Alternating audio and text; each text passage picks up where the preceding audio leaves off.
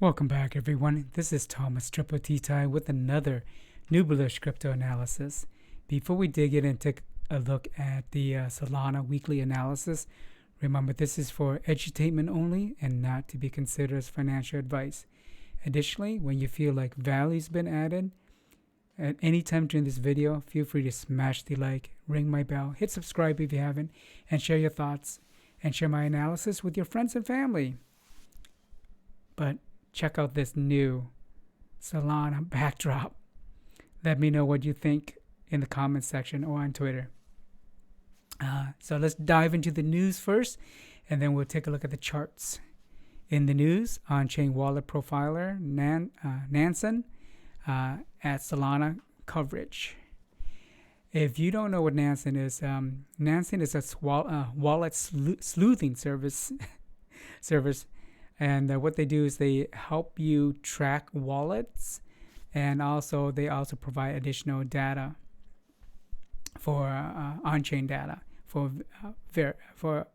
a decent amount of top cryptos. So them adding the Solana, it's a big deal. It's one of their most highly requested item.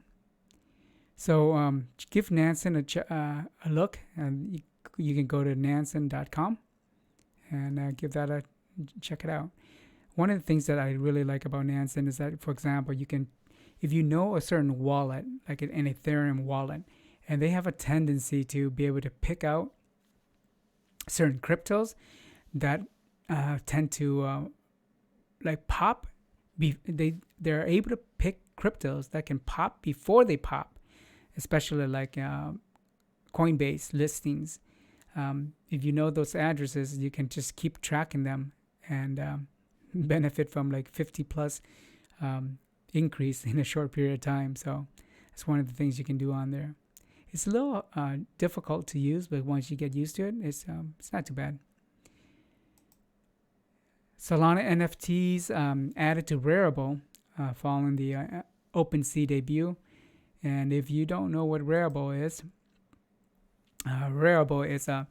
it's a software that allow digital artists and creators to issue and sell custom crypto assets that represent ownership in their digital work. They're both a marketplace and they for those assets, and they also distribute them via their network, and their network's built on top of Ethereum. So you can check out Rarible at rarible.com. And with that, let's take a look at the charts, and we'll start off with whoopsie. We'll maximize this. Whoa. Here we go. Starting with market cap. Solana is currently number 7, and its market cap is 34 billion. And if you looked at the 7 days down, 24 hours is up. So it's at currently at 100. This chart shows $102. Let's dive into the trading view chart here. So here's where Solana is currently at, right here, roughly 101.94. And Solana broke through several support levels. First, it broke through the from the prior week. It broke through the middle Bollinger Basis blue line here, broke through there. Then it broke through the bull market support band, this gray ribbon here, and then it broke through the 50-day moving average, and then it broke through the 105 support level. So I mentioned last week, if it broke through more support levels, it could head towards 80, which is this green line here. And it's on its way. It wicked below the 100 line. I got a little order filled there. It wicked below that, bounced back up.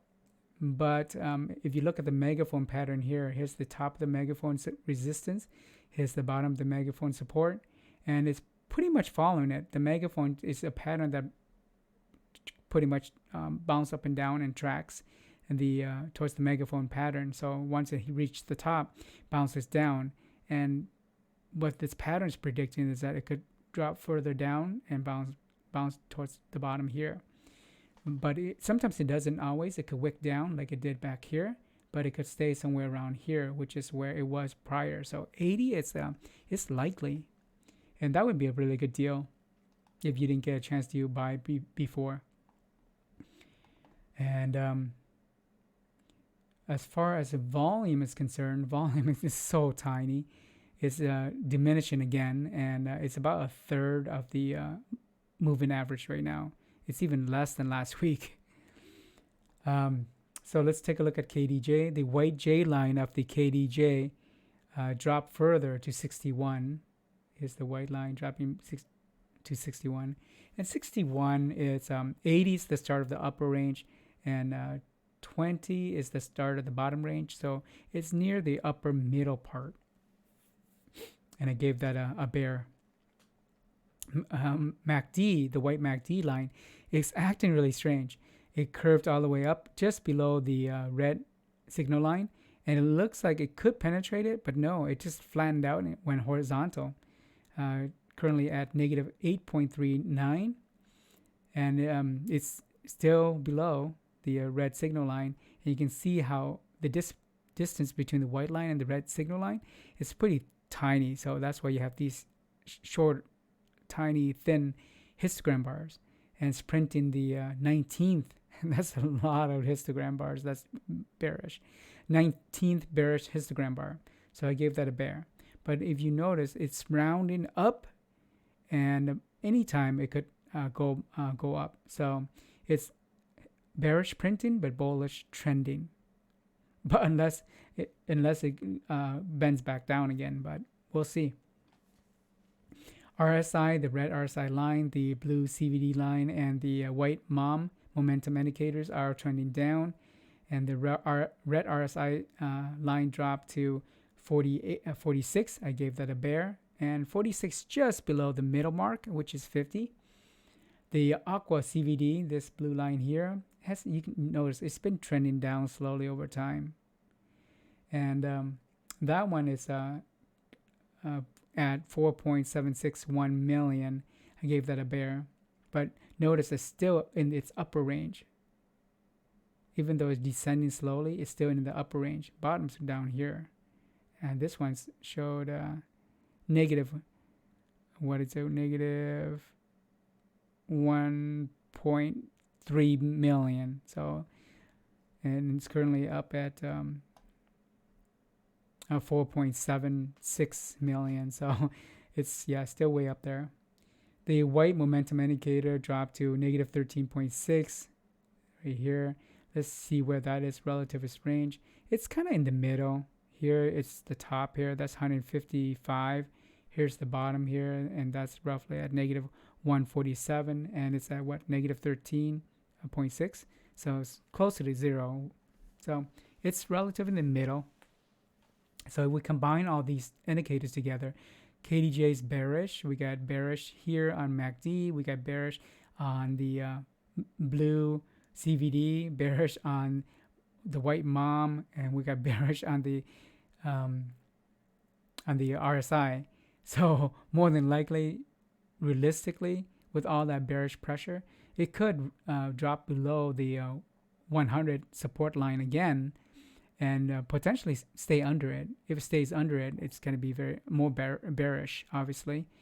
But it could just continue to chop sideways along the 105 now resistance line. So it could do that. So it'll be choppy. That's why I gave it a crab and a bear. It's choppy with bearish pressure. And I put the summary here for you. Let's check out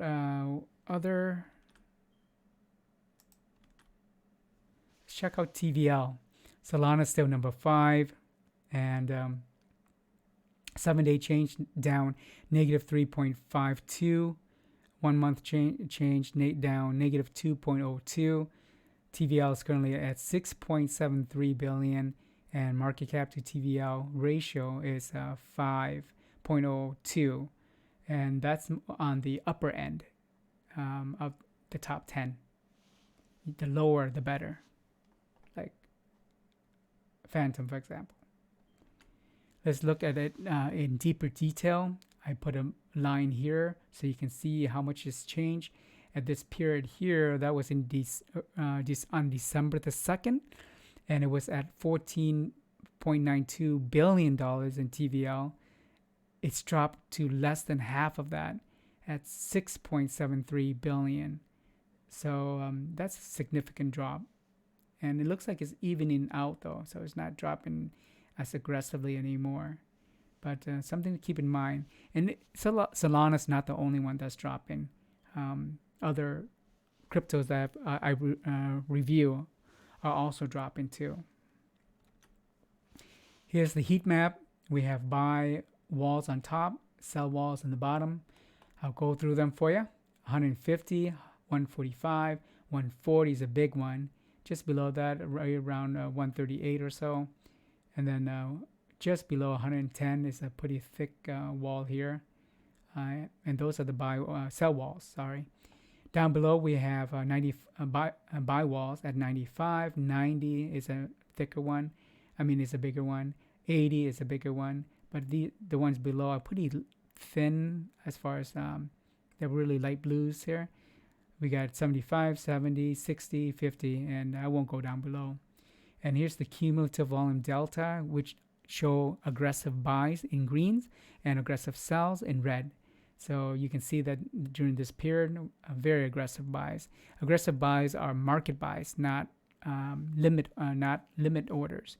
So they're buying at market price, not a price that they set prior. Here during this period here is April the 16th from 1700 hours in Pacific Standard Time. More aggressive sells here. So hope that helps to give you like an idea of how people are behaving in the market. This is the high block capital liquidation levels. We currently have negative 8.79 million. That's in million, not billion. Billion would be like Bitcoin. So 8.79 million difference between the money in the high leverage 125 to 100x high leverage short levels here, the money in there, minus the high leverage, the money in the high leverage in the longs here. Take this minus this, you get this. So the minus just means there is short overage. That's all. And if this amount is not big enough to influence the direction of the price, so price will go more towards the macro environment factors or Bitcoin factors, how Bitcoin moves. And we're back to the beginning. I appreciate your time. Let me know what you think of this new background, and share your smash the like, ring my bell, hit subscribe if you haven't, and share your thoughts, and share with your friends and family my analysis. I'll see you tomorrow in the next video. Tomorrow we have the weekly analysis for Bitcoin, and then we also have the what is the other one? Let me check it out for you.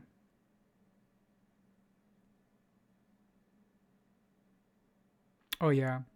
So weekly analysis for Bitcoin and the weekly analysis for Near Protocol. So I'll see you then. Have a fantastic night. It's nighttime in the Pacific Coast here in the U.S. Almost 11 o'clock. So enjoy your day, your night, wherever you are in the world. Peace.